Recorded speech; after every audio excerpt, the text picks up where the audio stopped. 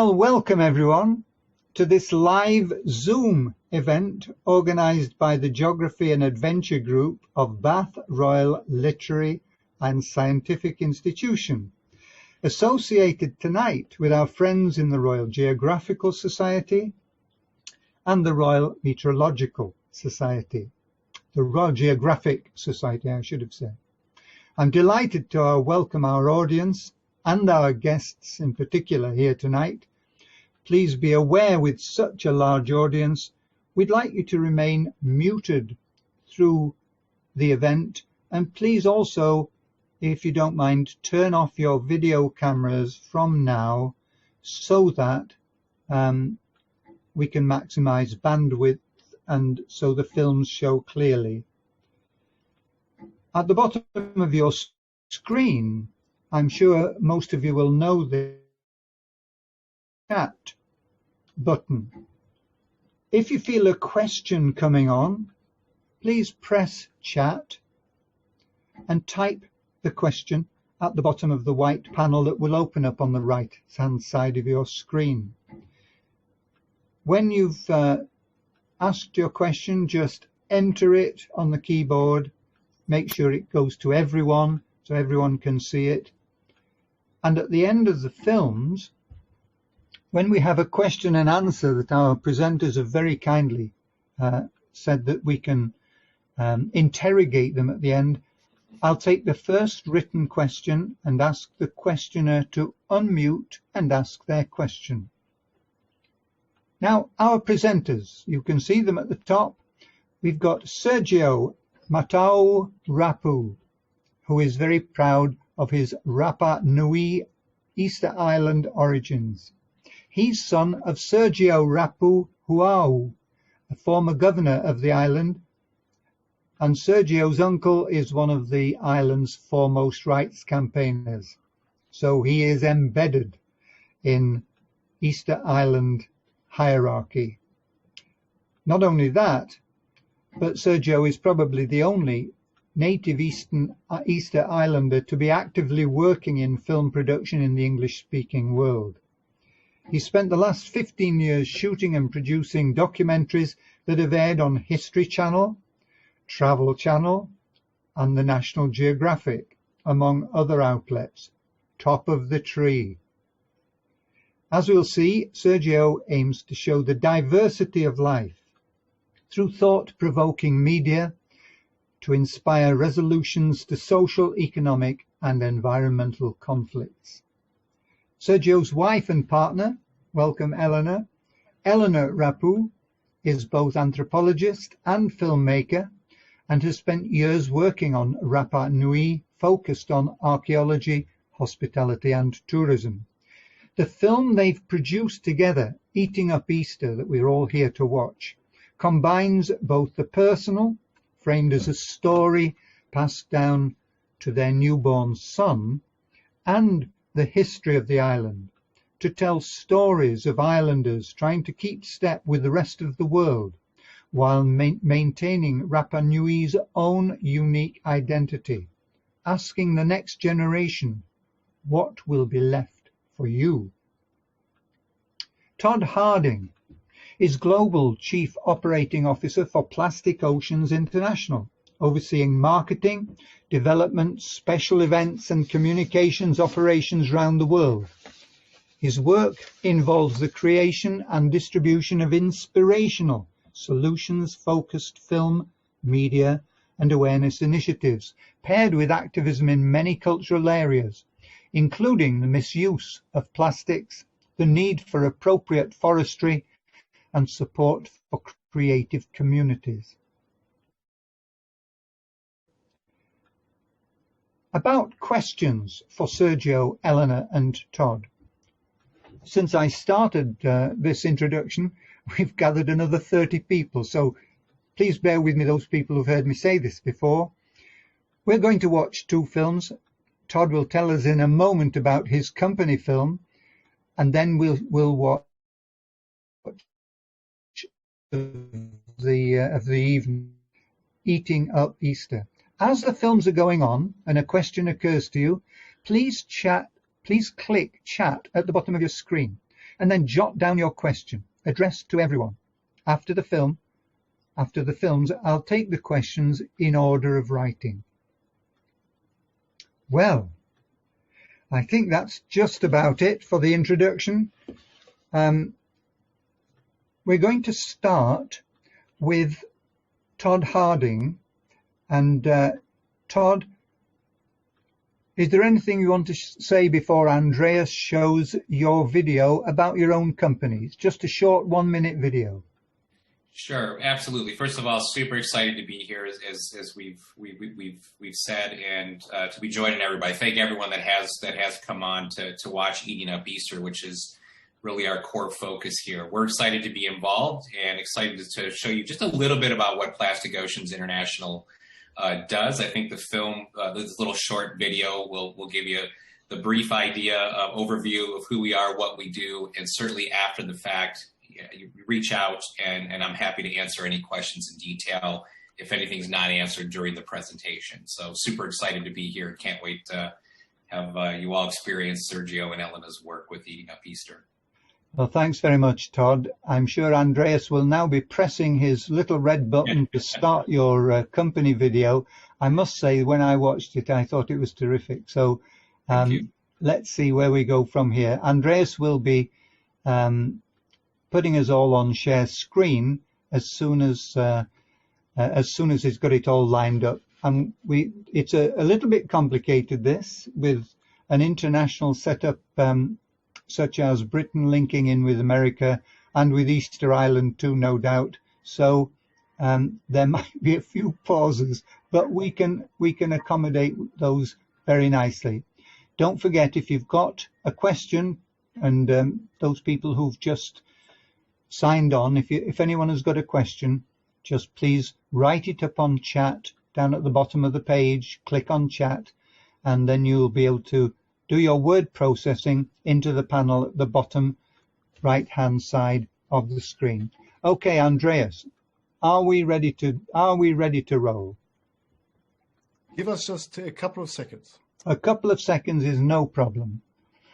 We have 62 members here so far, which I think is a terrific audience, and I know a BRLSI audience will also ask very important questions at the end, and looking forward to that. Here we go. Thank you, Andreas.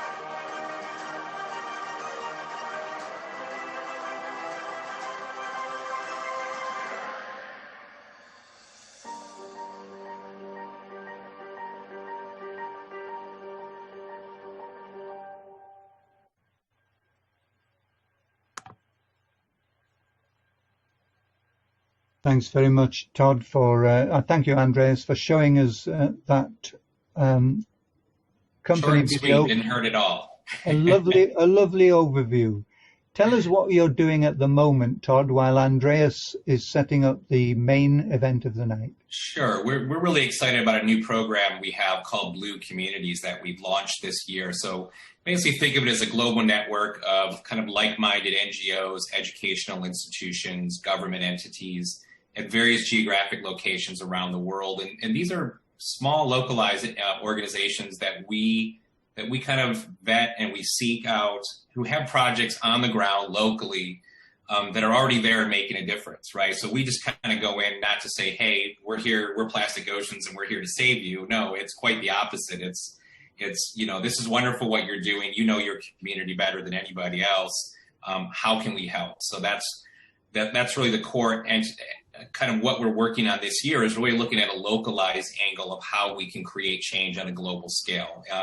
Certainly not a new concept, acting locally to create change globally. In some ways can be a bit cliche, but we've seen it really work firsthand, and it does make a difference. And I think what's interesting is we can see that connection of one world and that concept of one, which is, we are one world. In the end, we're all one ecosystem. We're all one community. And what happens in where I am in Detroit, or perhaps in Bath, Bristol, Bournemouth, or Hanoi for that matter, is all interconnected. And we'll see that. And we'll see that through this wonderful film that we're about to see that Elena and Sergio have created. And I would just say one last thing, which is what we love about it, is that it does offer so many topics to look at, not only things like plastic pollution, waste management, but even cultural identity and how globalism really is impacting all of these various aspects of that. So blue communities, something related to that is trees and seas. I won't go into details about that, but go to our website. Long story short, it combines forest and ocean conservation into one event later this year. So with that, if you have any questions further, let me know. Todd Harding, thank you very much indeed. Well, Sergio and Eleanor, your turn now. I've seen this film, and I'm really looking forward to seeing it again. Your love of your island shines through, but it's not just the statues, is it? It's the people who live there today.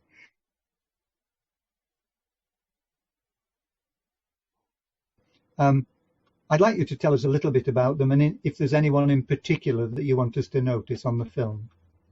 Yeah, of course. Thank you so much for having us on this showing, and for everyone to be here. It's really wonderful to be able to take sort of the stories of our community, our tiny little speck in the middle of the ocean, and really not only share those stories with other communities like yours, but also see the interconnectedness, the similarities between a tiny island and big countries and continents.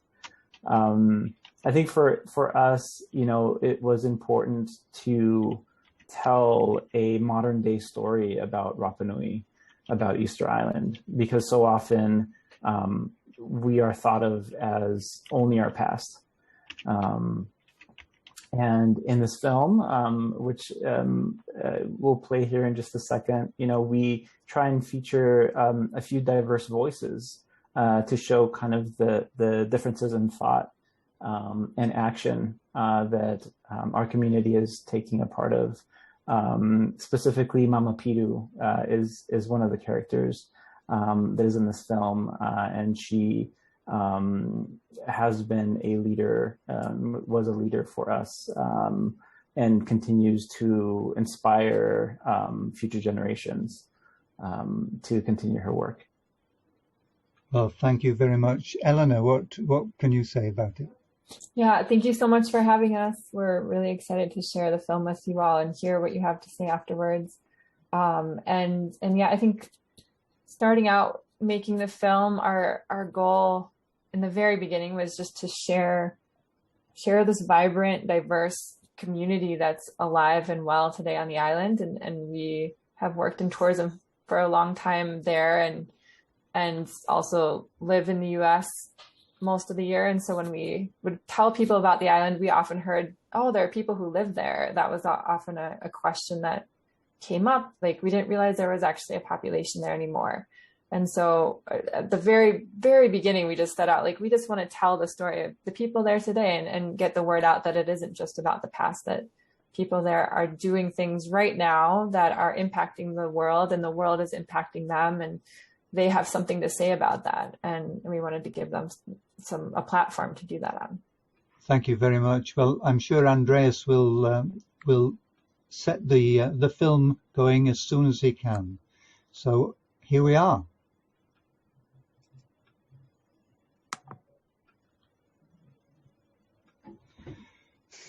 Well, everyone, Dick Bateman here again. I'm chair of the Geography and Adventure Group.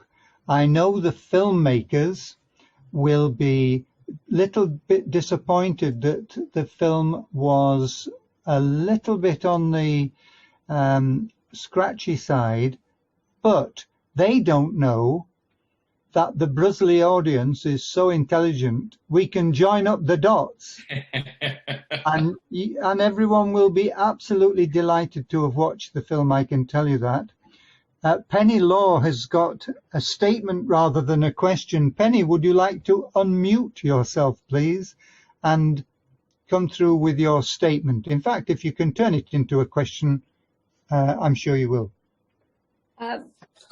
Obviously, a lot of that. I really enjoyed the film. I thought it was very interesting, and I was fascinated to see something of the cultural and present-day life of Rapanui and its peoples.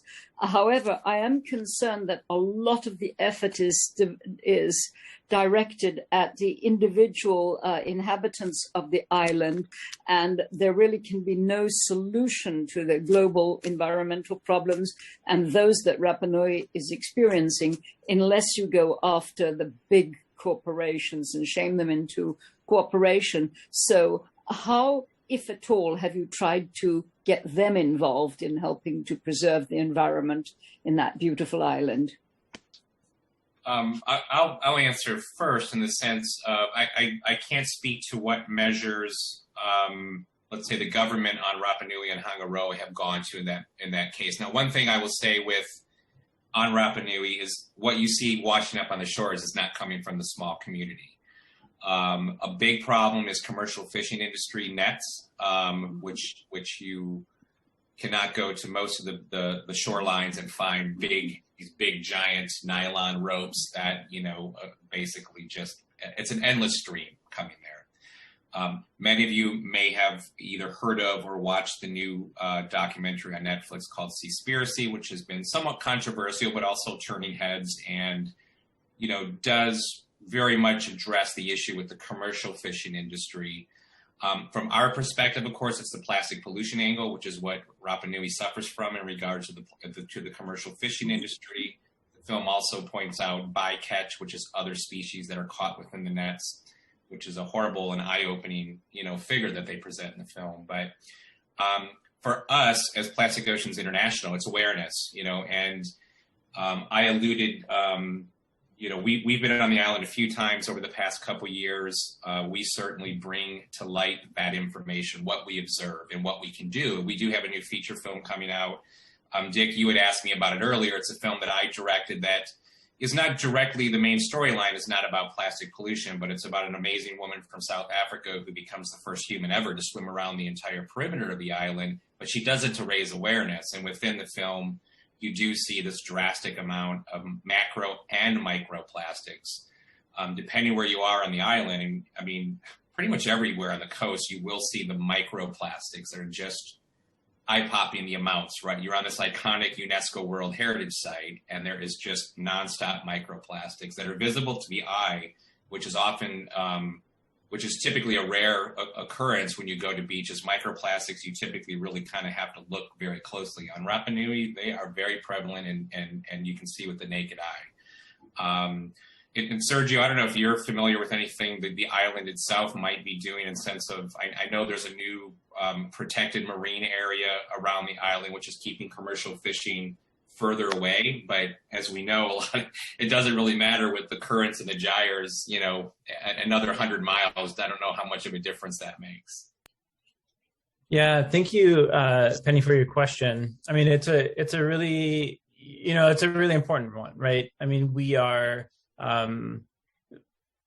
as consumers, human beings, are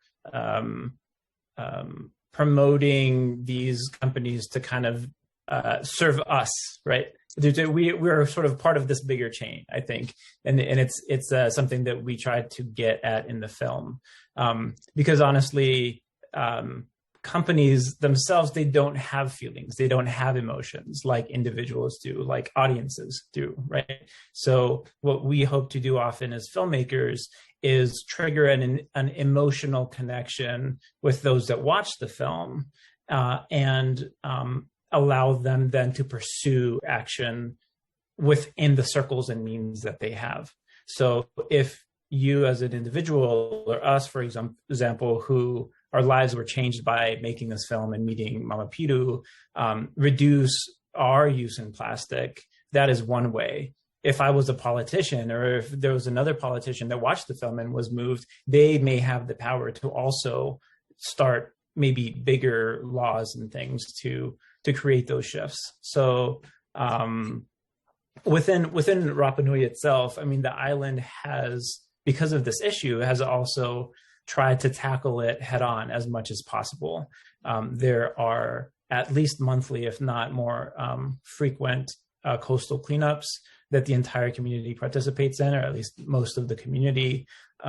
They have pushed for the reduction or the elimination of use of plastic straws in a lot of the restaurants. There have been even micro businesses that have come up so as to eliminate the need for plastic bottles. You know, oftentimes when most people travel to a place that they've never been before, they're worried about getting sick through the water, right? And so what you often do is you buy plastic or water in a plastic bottle. And so on Rapa Nui, because we were getting so many tourists, there was just a massive amount of plastic bottle use.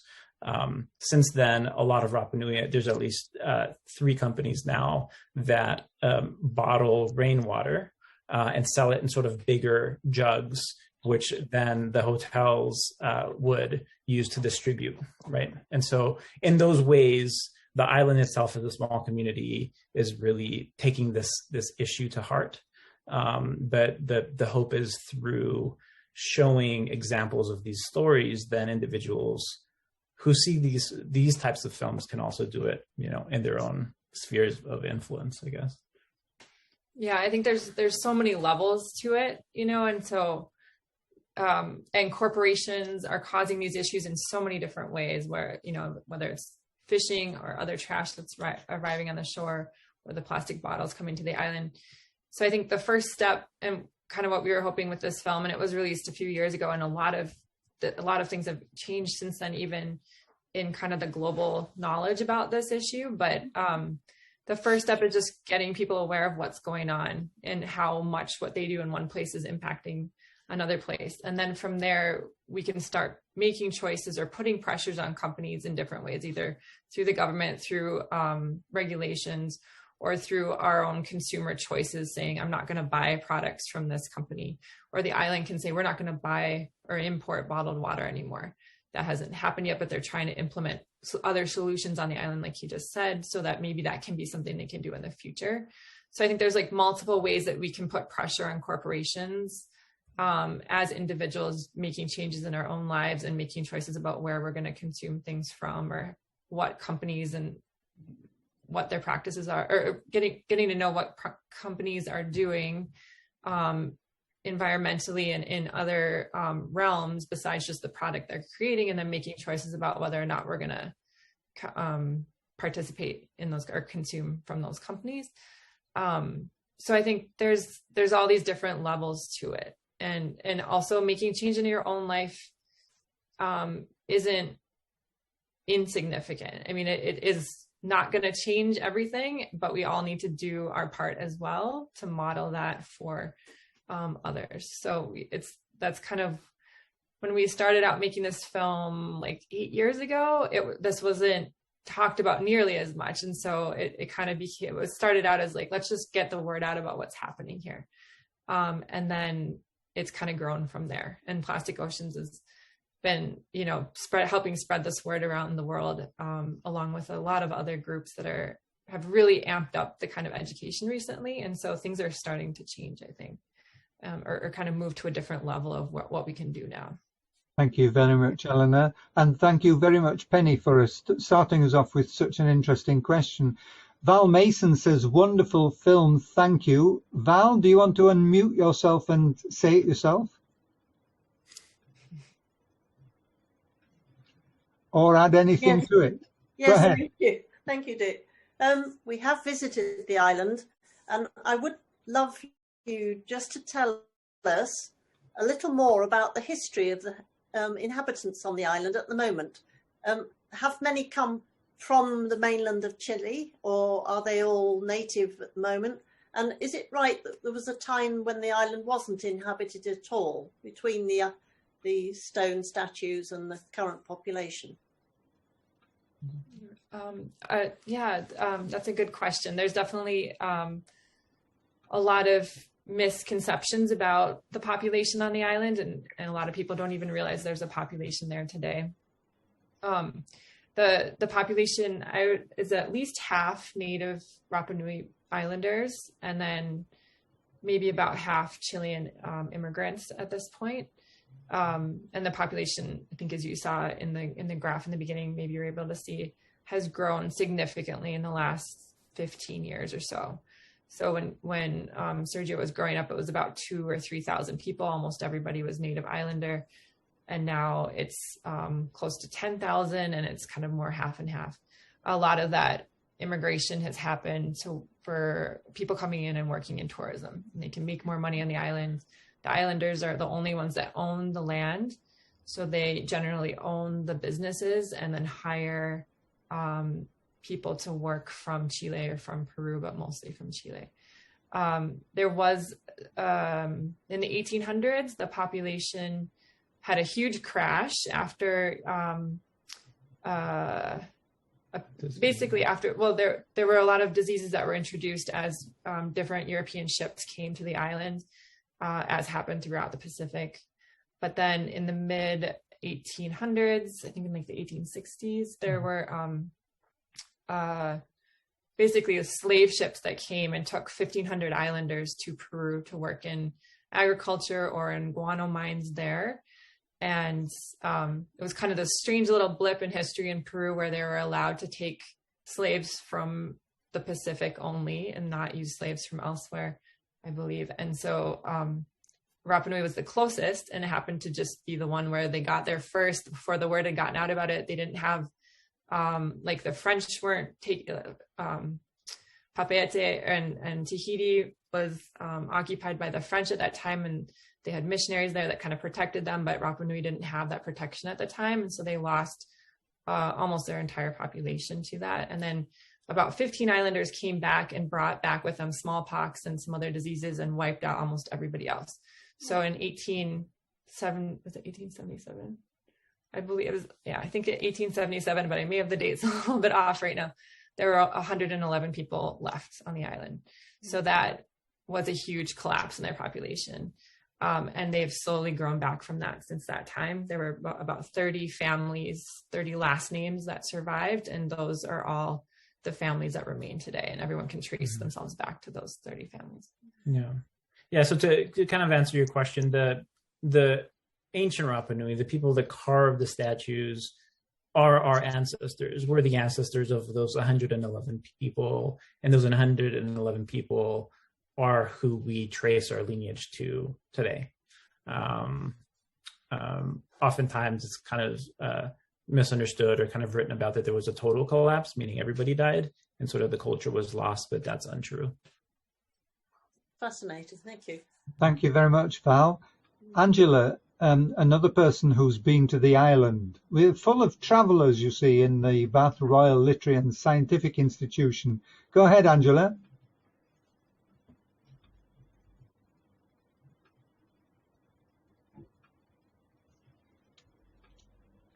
Angela, if you can unmute and ask the question at the end. Hi, I'm sorry, Hold on. Hello? Can you hear me? I'm having some problems. I'm having some technical problems here. Don't we all? Go ahead. It's really that, I'm lucky enough to have visited the island. It was festival time, and because I'm a tourism academic, of course, I spoke to lots of people. And, there was very mixed feelings between the older generation, the sort of middle-aged people and the younger ones.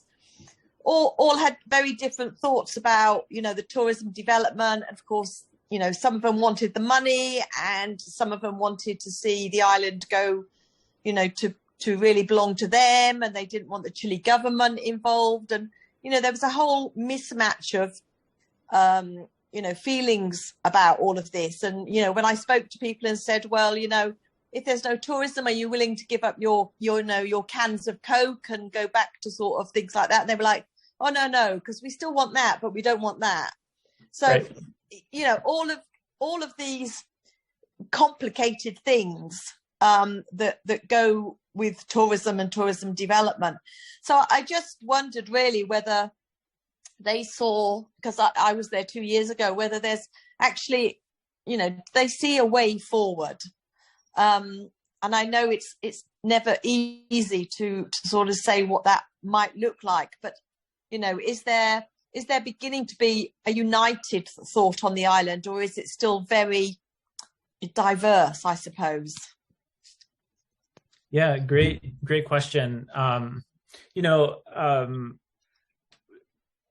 It's kind of a joke, but it's also true. It's like if you asked 10 islanders their opinion on something, you'll get 10 different opinions, right? And it's not necessarily islanders or indigenous people. Like, it's us as humans. If we all agreed on the same thing, there would be no wars, and we would all really get along very well, I think. But I think that the limiting factors, there are some sort of major things, and you may have felt this, a couple of years ago when you were there, that is driving a cohesiveness in the understanding of tourism and our way forward. One is whenever we lose elders like Mama Piru and others, we realize how fragile that is. How fragile, how so much of the culture is lost when one of these elders passes away, right? So if we're not paying attention to that culture, what are we losing? So I would say oftentimes when we lose an important elder, there are many in the younger generation that sort of shift their mentality to try and work in language preservation and some of these other types of things. Also with, effects of global warming, of the plastic pollution, of things like that, the island has also become a lot more aware of our carrying capacity. What does that mean? What does it mean? How many resources do we actually have for the amount of mouths that we have on the island? And so these bigger global ideas, everybody, I think, really, really identifies with and tries to connect with. However, the solutions are very different. There are still some people that want to become independent away from Chile,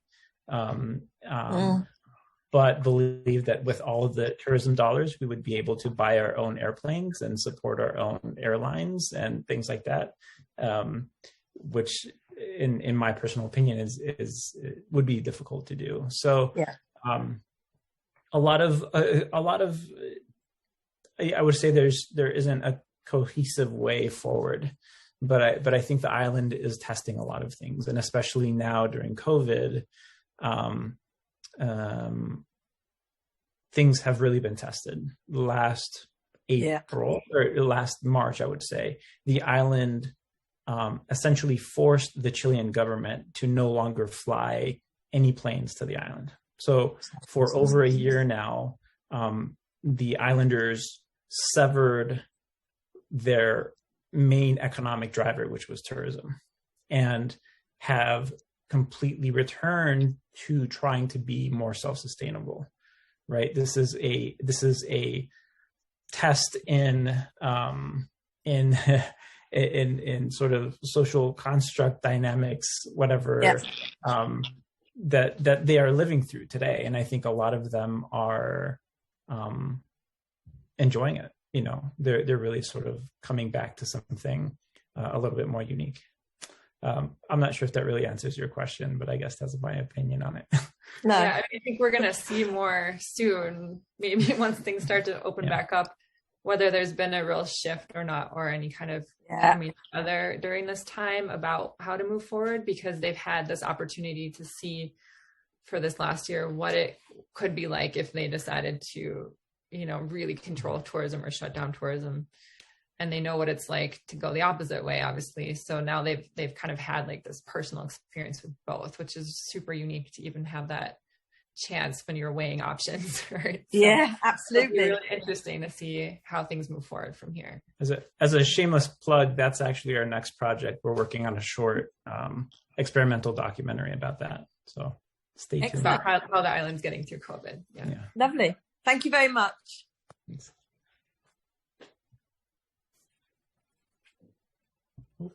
Dick, I think you're muted. Dick.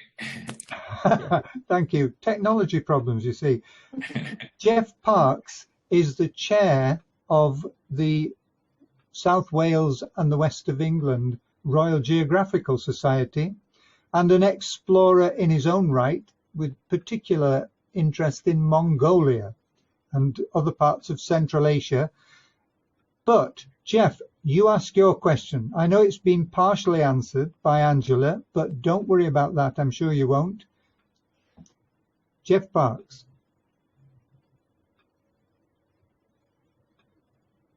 I'm very confident that Jeff won't have any technological problems.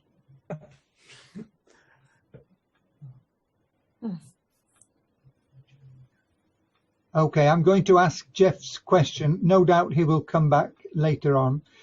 Jeff wants to know if the Chilean government helps in Easter Island's problem. Todd, do you want to take this one in terms of plastic oceans in Santiago? Well, the question is in regards to plastic pollution. I mean, that's kind of a big question, right? I mean, if it's more on the cultural end of things, I mean, I would have to defer to Sergio on that. Now, there are a lot of mainland organizations that are doing work on the island. There's a debate to what level those organizations bring value or not. Oftentimes, what happens are organizations go in, they do a cleanup, they do a photo shoot, and then they're never heard from again. Obviously, with Rapanui being so remote, it is difficult for organizations like ours and others to be there on a regular basis. But our branch in Santiago does try to go down a few times a year. Parley for the Sea is another organization for the ocean that is on the island on a fairly regular basis working. And Sergio, I don't remember Ludo's organization there, but they truly do cleanups. Ludovic Burns, I believe is his name. But their organization does cleanups oftentimes with Parley, almost every week. And, I would go back to a question, I think perhaps that Penny, with Penny's question, where Sergio was saying how, the films really act as a something to educate and build awareness. The same thing with beach cleanups, right? When we go in ourselves or with another organization on Rapa Nui or elsewhere, I mean, listen, the plastic's going to be there the next day or within a couple days. It's an opportunity to immerse people and to see it, to feel it, to smell it, and hope they come away from it with a better understanding of this is a major problem. I, as an individual, play a role. Corporations play a role. Government plays a role. Our communities in general, which should make up all of that, play a role in all this. But do I think there could be more going on from the mainland? Yeah, but that's also easy for me to say from Detroit, Michigan, and to pass judgment on what the Chilean government may or may not be doing. From an NGO perspective, there are NGOs within the mainland that are there doing work, and more importantly, as we've seen, there are people on the island who have picked up the baton, so to speak, from Mama Piru, who are absolutely doing amazing work on the island. And it's not easy. I mean, if you've been on the island, these aren't white sandy beaches that are easy to walk around and clean. This is volcanic rock. You can cut your feet, your hands. I mean, and the locals predominantly who came out for our cleanups, we are walking up and down pretty steep cliffs to go and do this. And we're talking some kids as well. But the hope is that it inspires, that's the big thing. And that will inspire folks that, hey, if they can do this on this small little community and care about it that much, why can't we in New York City or London or Bath for that matter? So, but as far as other problems on Rapa Nui, Sergio or Elena definitely would be a more qualified person to answer those kind of questions. Yeah, I mean, to keep it short, Chile does Rapanui does benefit a lot from being governed by Chile. Although we don't necessarily have representation in the Senate or in the government, we are a protected protectorate of Chile. And with that, there are a lot of government subsidies that are given to the islanders. Everything from sort of housing subsidies to free airplane travel for students to leave the island to get educated and come back, those types of things. Of course, you know, sort of with any entity, sort of, you know, there's issues, political issues, but just to kind of go back on something, Todd, that you had mentioned, you know, the problems that we're having on Rapanui, on Easter Island, are problems that are happening throughout the Pacific. The reason why we are able to have a voice on it is because of sort of this rich cultural background that we have, you know, and we often remember that. It's to say, if there wasn't a statue on the poster of this movie, would people watch it? You know, would you watch it? Would you be here? And so it's important to remember that even though, you know, these problems are existing right now for our community, they do, as you said, exist throughout the Pacific on all islands that don't have, you know, statues, right? Thank you, Sergio. I'll come back to Anne, but Deirdre has a political question. Deirdre, I think Sergio has just answered your question, but do you want to unmute and come back on anything that Todd or Sergio or Eleanor has said about the political situation?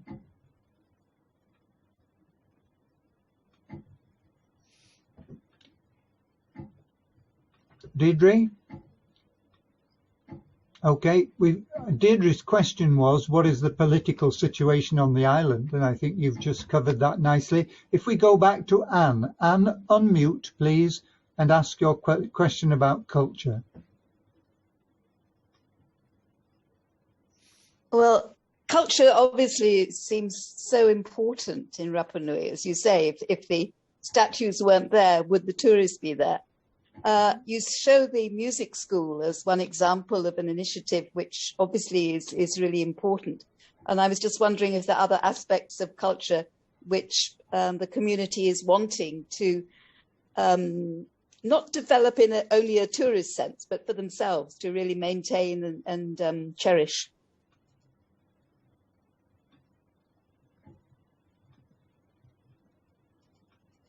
Is that one for Sergio? I think that's one for Sergio. Or his son. Sergio, do you want to reply to that? Sorry, our internet kind of cut out a little bit. We couldn't hear the whole question. Do you mind repeating it? Ask it again, Anne, please. Sure.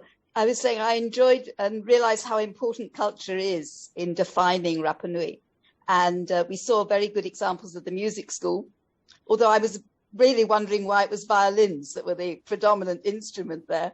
But are there other avenues related to culture that the communities want to explore? I mean, culture, you know, something recently I think that has come up a lot is language, sort of teaching language, the Rapanui language, more in schools, encouraging individuals to learn it more. There's a sentiment in Rapanui, and I think in many other Polynesian islands, that language, at least for us, is so much more than just a way of communicating. It's also a way of thinking. When a word may mean multiple things, you understand that word differently. So there has been recently sort of a flurry of several organizations and institutions on the island that are helping or encouraging Rapanui language teaching and acquisition. One is actually being offered over Zoom from the island. And so me not being fluent in Rapanui, I'm actually taking the course from my basement in Minneapolis in the US, which prior to the pandemic would have been unheard of. Can I sort of follow up? What about in school? Do children have it as a mother tongue? Are they taught in Rapanui? They're not. They're taught in Spanish, but there is more Rapanui language integration into the schools now. There was a period of time, basically around my generation, where children were actually not taught Rapanui. They were encouraged to learn, obviously, Spanish because of Chile, but then also other languages. Always thinking that, oh, you could always learn Rapanui later, like that's not a problem. But think about business, think about all these other things. That now has kind of been reversed a little bit. And I think it's generally accepted in the community that it's really important to speak two languages to your children as they grow and flourish. So we got quite a few questions more. Thank you, Anne. The next question from Roger Moses, a very interesting one here with a British context. Roger, if you would unmute and ask your question, please.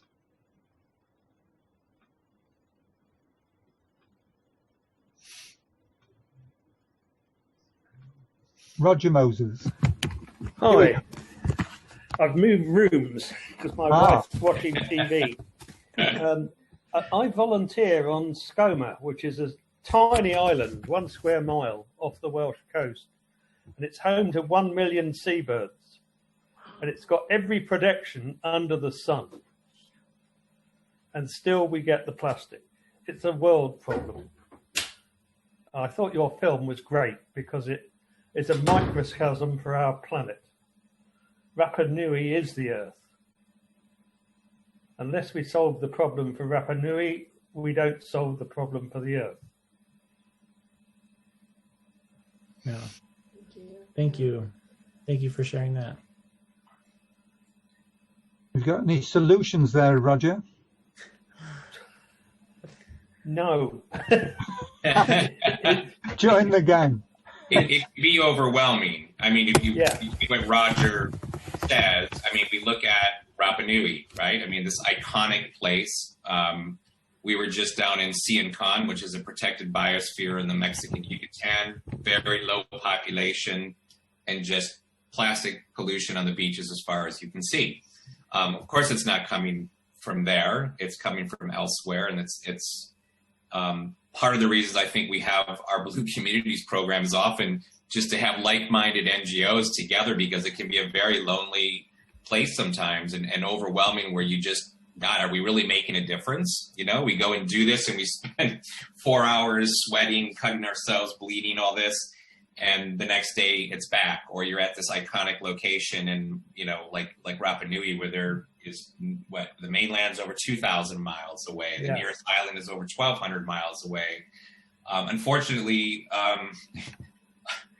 the ocean currents and Mother Earth doesn't know political boundaries or where those limitations are. No matter what we do, again, it speaks to what we do, where we are matters there. Right? It does matter everywhere. And again, it goes back to that concept of one. None of us are immune to it. And, you know, there needs to be some systemic changes without question. And hopefully films like Sergio's and Elena's, you know, do inspire some thought and ideally some changes from individuals, corporations, governments, and communities, and will make a difference down the road. David Simmons. Fingers crossed. Sorry, Todd. David Simonson has a question. Thanks very much, Roger. David, you've got a solution. Well, I don't think I've got an immediate solution, but thank you, Dick. It's interesting that Ellen MacArthur Foundation uses Easter Island as a very good case study for what can go wrong ecologically. I mean, in their context, they're talking about the past when things got out of hand with visiting ships in the 1800s and 1700s, as you've described. But I was wondering, how much, given the captive market that you have for tourists, so many thousands of people want to get to Easter Island because it's an iconic place. And, in that sense, people are fairly keen to pay whatever price it takes to get there. That's both in money and effort. Are you not in a strong position to demand of the tourism companies to pay their dues in terms of paying for waste collection, for the export of waste, right through to helping create a more circular economy for the island? Yeah, great question, David. Thank you.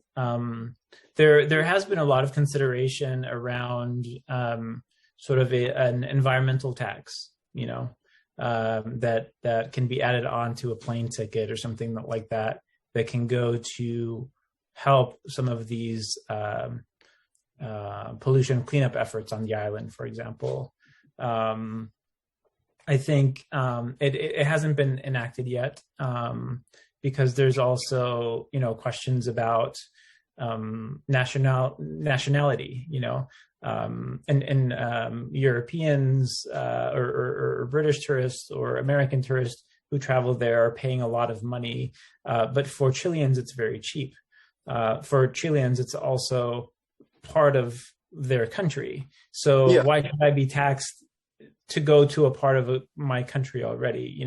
There's sort of those kind of political issues, I think, oftentimes around that type of a thing. There, locally on the island, there have been a lot of effort from the local tour companies to provide alternatives to plastic waste, for example.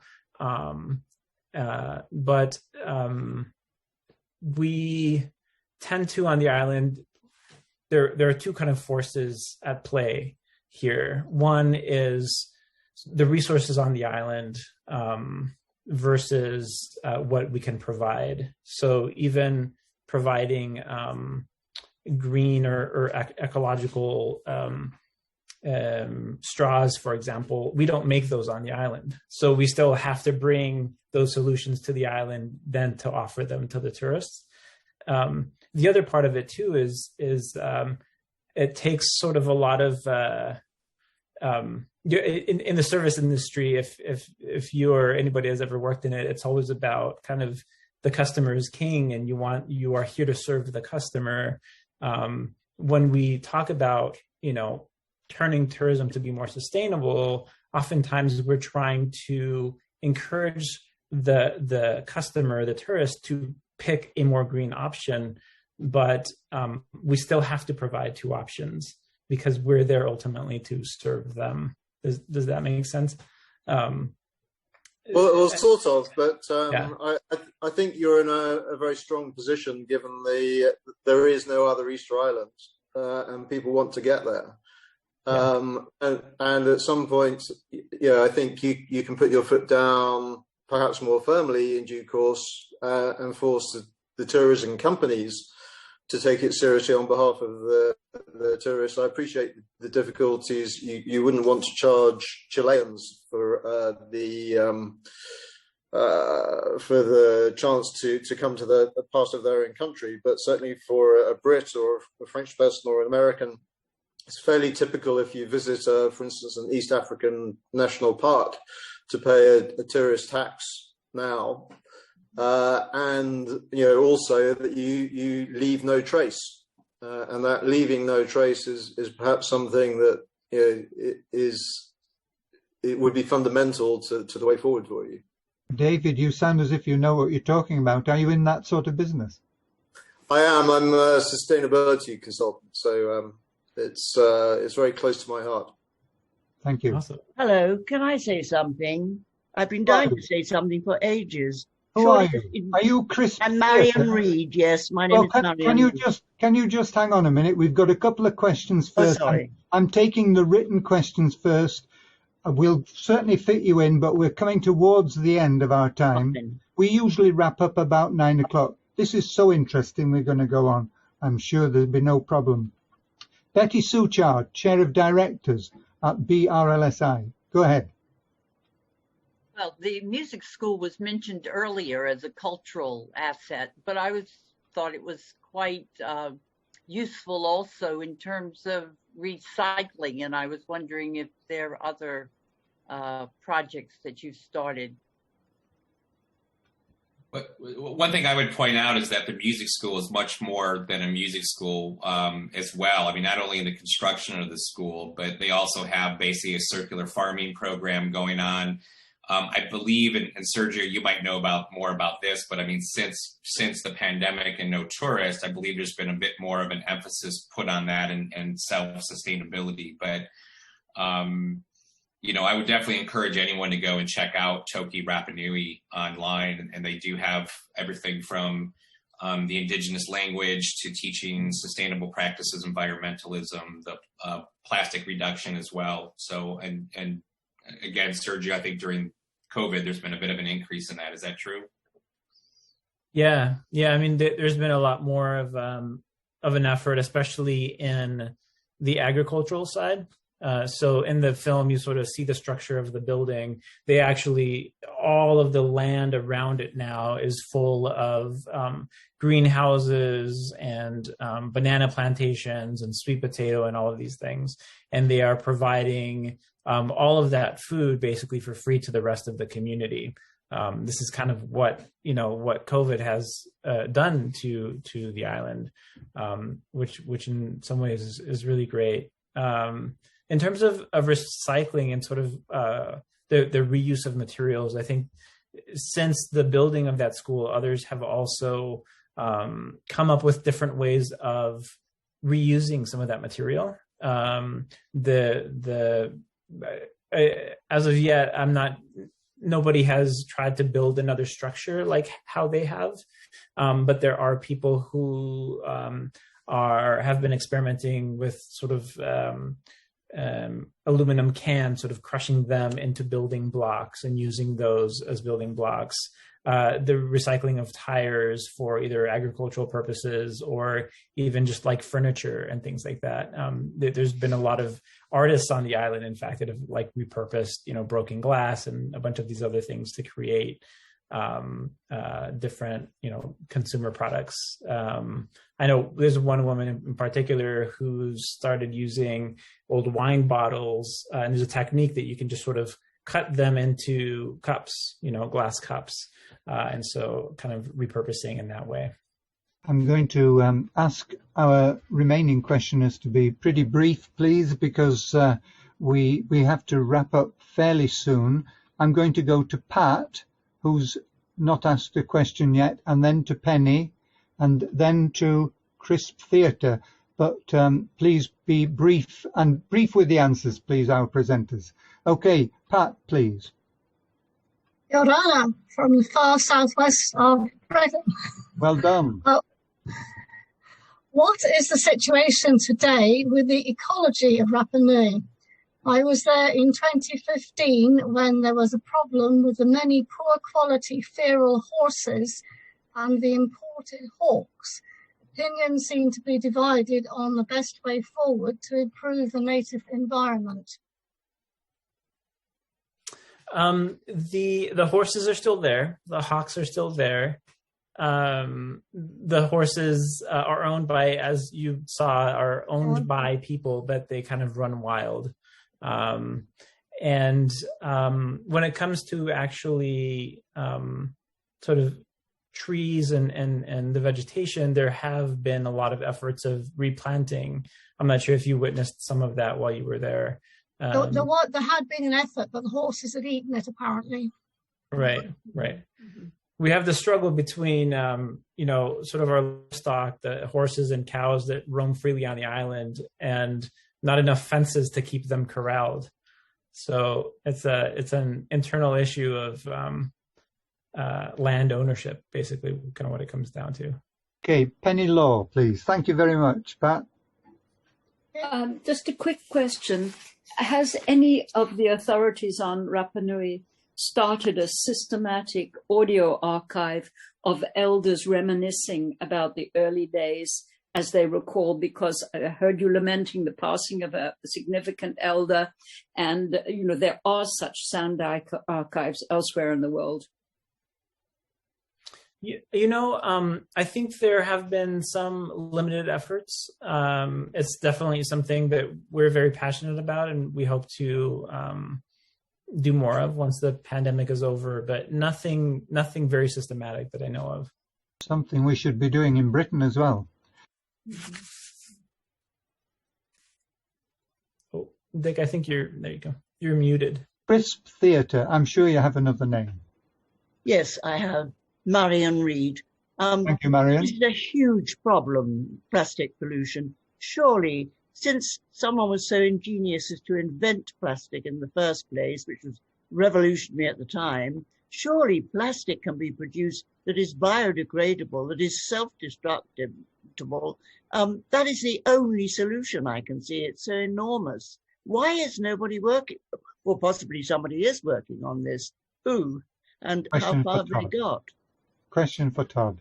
Yeah, I think the short answer to that is there are some interesting technology advancements in process right now. Actually, right by Sergio up in Minneapolis, the University of Minnesota has an amazing I can't remember the gentleman's name, but someone on staff there is really looking at reimagining. A lot of people don't realize, right, with the science of plastic, I mean, there are natural plastics out there. I mean, we're talking about systems of polymers and monomers, which I won't go into and bore people with, but the short answer is there are some very interesting new research projects out there with Arizona State University, University of Minnesota in the U.S., both of those, that are looking at re-engineering plastic, basically.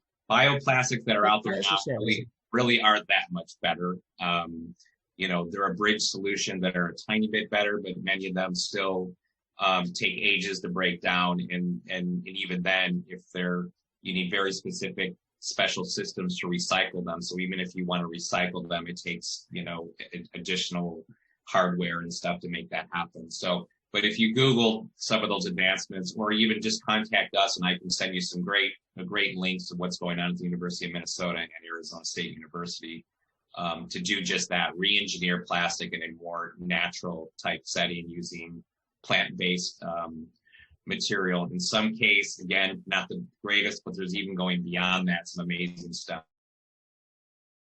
So I'd be happy to share that. Thank you, Todd. Helen and Caris have also put in comments on chat about plastic not being bad. It's how it's dealt with that's the problem, and biodegradable plastic is the problem because it breaks down into small parts. Then you've got issues with microplastics. And Caris says lots of bioplastics from biomass, sadly not yet competitive with petroleum-based plastics. But there we are. Time is I'm afraid up. Can I thank, first of all, Andreas Wasmuth for being, as he calls it, the ghost in the machine, to keep the show on the road so brilliantly. And can I ask everyone to unmute, please? Everyone to unmute. So just cross off your mute at the bottom and give a round of applause for Todd, Sergio and Eleanor.